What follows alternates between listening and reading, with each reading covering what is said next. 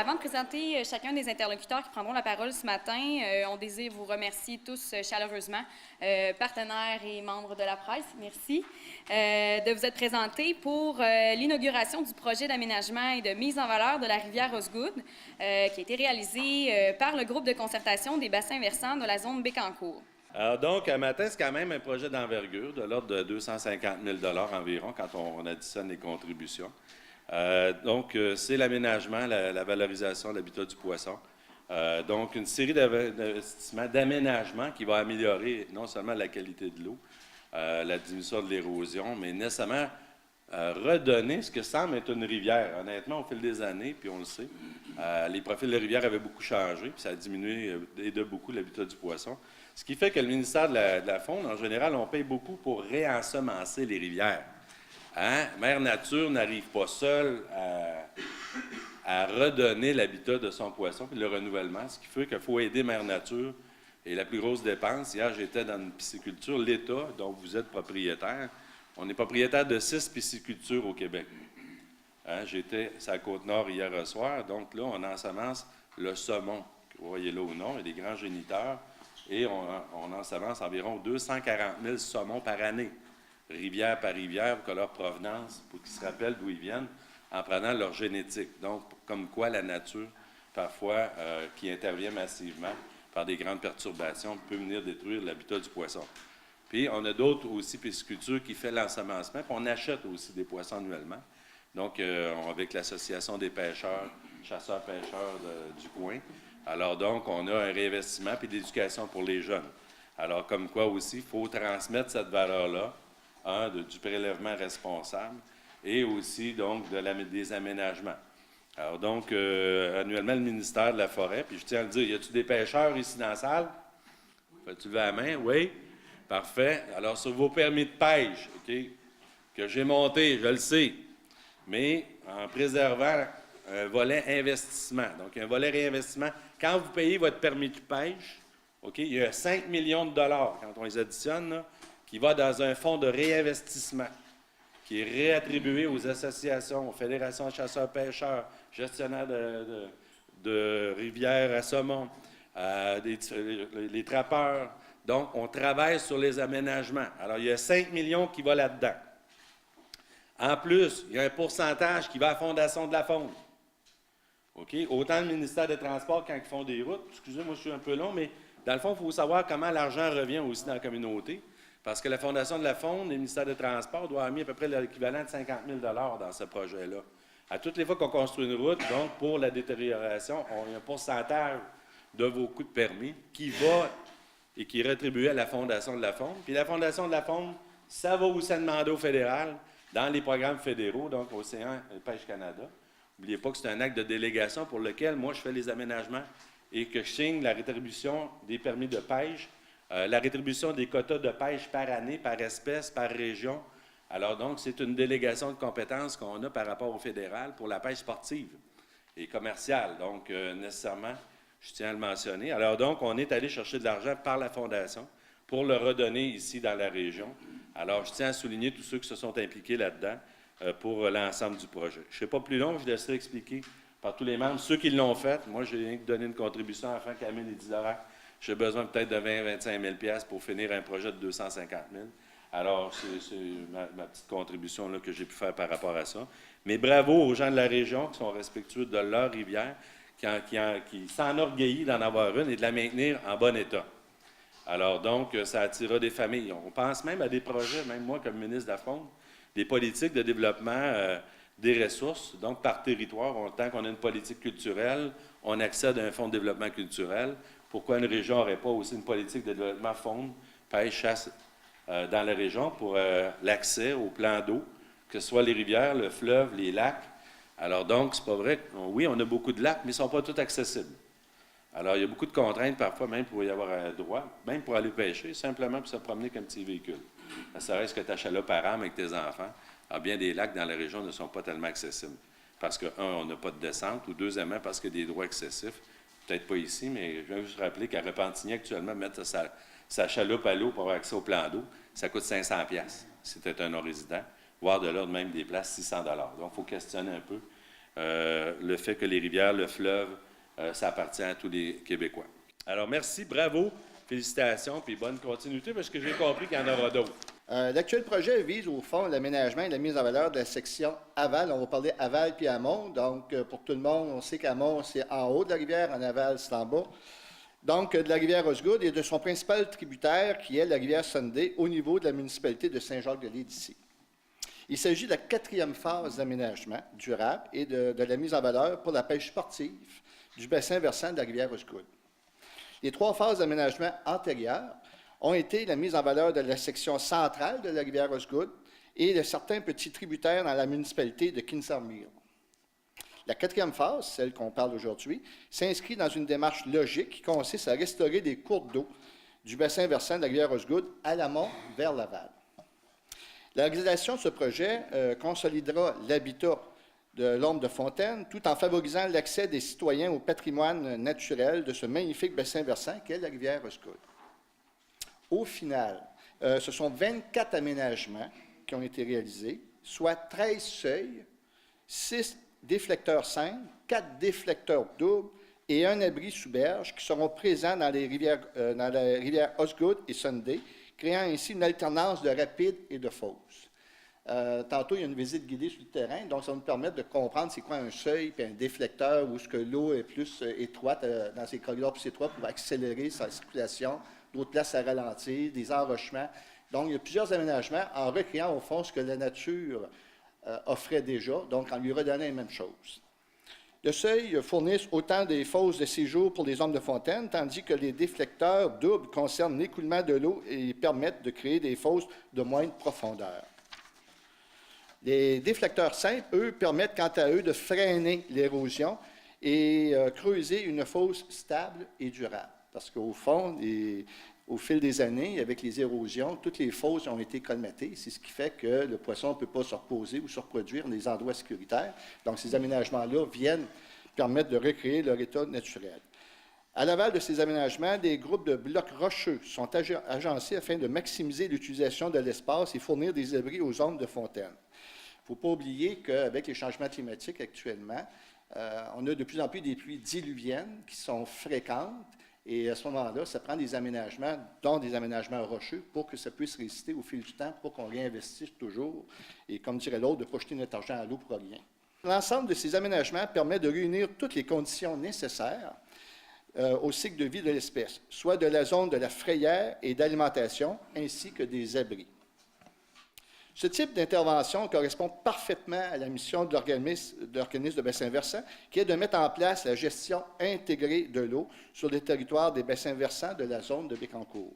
Pour votre information, nous sommes 40 organismes de bassins versants au Québec, subventionnés à une bonne partie par le ministère de l'Environnement, et le reste, on va chercher dans le milieu par des projets comme aujourd'hui. Réaliser des aménagements durables pour l'habitat et la reproduction du poisson est une action identifiée dans le plan directeur que nous avons établi pour tous les bassins versants de la zone de Bécancour, de Tête-Formaine aller jusqu'au fleuve, donc tous les bassins versants de la rivière Bécancour et les autres tributaires qui sont orphelins à côté. Ce plan directeur-là a été fait en collaboration avec plein de monde et a été validé. Et à ce moment-là, bien, ça vient prioriser les priorités à faire au niveau de toutes les régions qui ont besoin des améliorations en termes de qualité de l'eau. Donc, on parle du poisson aujourd'hui, mais d'autres fois, on va vous parler des fosses septiques, d'autres fois, on va vous parler des bandes riveraines. On a différents projets. Donc, le projet d'aujourd'hui permet d'améliorer donc la qualité de l'eau, de stabiliser les rives, d'améliorer l'habitat de d'autres espèces indigènes, de sensibiliser les riverains aux bonnes pratiques environnementales, parce qu'il y a des sentiers, il y a des gens qui vont aller là, il y a des panneaux, de développer l'économie locale. On disait que ça va amener beaucoup de gens, en fin de compte, pour l'activité de la pêche en tant que telle. C'est une activité que les rivières, comme on disait, en problème d'accès. Donc, si on a des accès ici, c'est sûr que ça attire les gens à moindre coût. Tout le monde est content. Favoriser aussi le sentiment d'appartenance au milieu, le fait de vous impliquer comme ça, bien, c'est sûr qu'on tient à ce que ça reste beau, ça reste propre, puis on continue à faire nous autres mêmes la publicité dans nos soirées familiales et ailleurs. Bref, c'est une véritable gestion intégrée de l'eau qu'on vit aujourd'hui. Si le projet est une réussite, c'est grâce aux efforts conjugués et une franche collaboration de nos nombreux partenaires financiers et techniques, parce qu'il n'y a pas que d'argent, ça nous prend des compétences aussi. Donc, on contribue à ça, Pêche Océan Canada, via le programme du partenariat relatif à la conservation des pêches récréatives, la Fondation de la faune du Québec, le groupement forestier de l'Haute-Binière-Mégantic, la municipalité de Saint-Jacques-de-Livre, le ministre Laurent Lessard, la Caisse des jardins de la région de Thetford, Héritage Faune, regroupement des chasseurs et pêcheurs de la MRC d'Appalaches, la MRC des Appalaches aussi, le ministère des Forêts, de la Faune et des Parcs, le ministère de l'Agriculture, des Pêches et de l'Alimentation, l'ingénieur Miroslav Chang, merci Miroslav, je sais que tu es ici actuellement, Ferme laitière Paré, Ferme Petite-Rivière et Ferme LP, Jonathan Bolduc et Normand Ouellet. Les derniers que j'ai nommés, est-ce qu'ils sont ici? Oui? Bien, merci beaucoup de votre collaboration parce que, grâce à vous autres, là,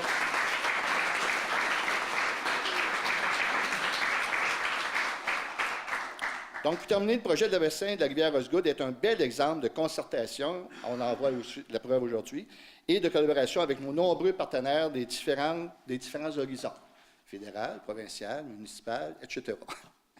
Le Gros-Bec espère que d'autres projets du genre verront le jour et demeure toujours prêt à s'entourer de partenaires qui, comme lui, ont à cœur la qualité de l'eau, des habitats et de la faune.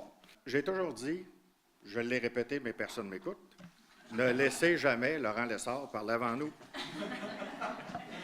J'ai changé mon discours. Je vais vous parler de patrimoine. C'est vrai, je vais vous parler de patrimoine. Le patrimoine, quand on pense au patrimoine, à quoi on pense? On va penser tout de suite à Kinross Mills avec ses églises, ou ici à Saint-Jacques-de-Lise avec l'église anglicane. Si on creuse un peu plus, on va dire, ah non, le patrimoine familial, ah, ça va être la ferme, ce qu'on laisse à nos enfants. La fortune, les dettes aussi en font partie du patrimoine, mais c'est ce qu'on laisse à nos enfants. Bien, la rivière, c'est le plus beau patrimoine qu'on peut laisser aux générations futures. Si on était en Californie, je n'aurais pas besoin de faire un long discours là-dessus. Ils savent l'importance de l'eau. Peut-être que dans 2 ou 3 générations, c'est ce qu'on aura laissé de plus beau et de meilleur à nos enfants. La rivière. Une rivière non polluée, une rivière limpide, une rivière poissonneuse. C'est ça l'aménagement de la rivière. Et quand on aménage la rivière Osgood, on fait du bien à la Bécancour, on fait du bien à la Palmeur, je les mêle, là, moi, là, mais on fait du bien à l'ensemble du réseau. Et la conséquence de ça, vous ne pouvez pas savoir jusqu'à quel point elle est extrêmement importante. Chez nous, à Kinross Mills, ça fait déjà 3 ans que le projet est réalisé. On est, je vous dirais maintenant, victime de notre succès. Lors de la fête de la pêche, il y a pas mal de monde. Et ces gens-là s'en vont le long de la rivière. Maintenant, on ensemence à chaque année. On a retourné la rivière aux citoyens. C'est ça qui est extraordinaire. Les rivières, même si on prétend qu'elles nous appartiennent en propriété privée, l'eau appartient à tout le monde. La rivière appartient à tout le monde. Et c'est un bien public. Et c'est un bien qu'on doit redonner à notre population. Alors, bravo pour Saint-Jacques-de-Lise. Saint-Pierre-de-Bretonne également, elle l'a fait. Alors, je pense qu'on est à la bonne place. La MRC est gestionnaire de l'eau. Elle va faire ses devoirs, puis on va continuer de contribuer avec nos partenaires en vue de réaliser un projet comme ça, qui est un projet pour des générations futures, pas seulement pour nous. Écoutez, pour reprendre les mots de notre préfet préféré, il ne faut jamais laisser ni le ministre ni le préfet parler avant soi. J'ai plus grand-chose à dire. Ils ont presque tout dit, mais il me reste quand même à vous dire qu'il y a une 5e phase qui risque de se passer à Saint-Jacques-de-Lise également. Et j'invite les partenaires à y être très attentifs parce que tout ce qui a été dit, c'est la pure vérité. C'est vrai que l'eau, c'est un phénomène absolument important. Hein. On a 85 % qui nous constituent personnellement. Ce qui m'a frappé dans ce projet-là, c'est que l'eau et les rivières ne connaissent pas les frontières. Ils ne connaissent pas les municipalités. L'eau coule de partout. Et le phénomène qui se produit quand on aménage nos rivières et l'eau qui y circule, c'est que ça force l'entraide. Et je tiens à remercier particulièrement nos propriétaires qui ont bien voulu contribuer, parce que sans eux, on ne pouvait pas rien faire.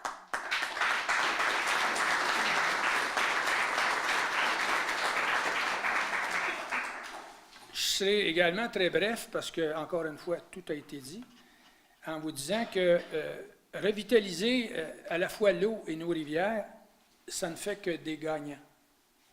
Les gagnants sont notre poisson, nos rivières, bien sûr, nos propriétaires riverains, je pense qu'ils s'en rendent compte maintenant, comment ça peut les avantager, notre tourisme futur, nos pêcheurs, nos marcheurs, notre environnement, notre population en général, notre économie par ricochet. On va s'en rendre compte dans les années qui viennent. Et bien sûr, nos partenaires financiers, les petits et les grands, sans qui rien n'aurait été possible. Comme on vous l'a dit au tout début, c'est un projet de 250 000 $. Une petite municipalité comme la nôtre n'aurait pas pu œuvrer seule dans ce projet-là. Alors, je résume en vous disant un très gros merci, surtout à vous autres, la population, de vous être déplacés en si grand nombre. Au nom des Jardins, je tiens à féliciter la réalisation de ce beau projet-là. Je trouve que c'est vraiment quelque chose qui fait une différence pour la région, qui donne les particularités qui font que notre région est attrayante. Et ça, j'en suis très fier de pouvoir contribuer à ça. Parce que Desjardins, c'est une institution financière qui est différente d'une banque, parce que je suis une personne de chiffres, parce que tout à l'heure, M. Lessard nous a parlé de la façon que l'argent pouvait revenir à même les permis. Bien, nous, Desjardins, on est en mesure de redonner à la collectivité d'une façon. Je suis une personne de chiffres, je suis une personne qui gère l'institution financière la plus importante de la région, et pour cette raison-là, une de mes préoccupations, c'est que les revenus dépassent les dépenses. Pour ça, je vous dirais qu'aujourd'hui, c'est possible de contribuer à une cause comme celle-là, dans la mesure où les gens font affaire avec nous. Plus les gens font affaire avec nous, plus on est en mesure de contribuer à des projets puis de poursuivre notre distinction des jardins dans la communauté. Et ça, j'en suis profondément convaincu. Pour toutes ces raisons-là, je vous invite fortement à penser à tout ça. Puis en même temps, ça me fait plaisir aujourd'hui de remettre un chèque de 20 000 $ à M. Brochu. Pour terminer, je tiens à féliciter encore la réalisation de ce beau projet-là et j'espère être en mesure de pouvoir contribuer en votre nom, en cette collectivité-là, à de futurs projets. Merci. Pour enchérir les commentaires de notre préfet, M. Vachon, je dois ajouter que, à maintes reprises ces derniers temps, j'ai accompagné des amis de la région de Québec, des amis de Montréal, même des amis de l'Ontario qui sont venus en visite ici. Puis on les a accompagnés le long du sentier à Kenners Mills. Puis tous ont été épatés de l'ampleur du projet puis de la beauté du projet. On a même rencontré des gens de la Suisse en visite dans le coin. Puis j'aimerais voir, le long de la phase 4, un sentier similaire. Moi, je suis ici aujourd'hui en tant que représentant du groupement forestier Lommière-Mégantic.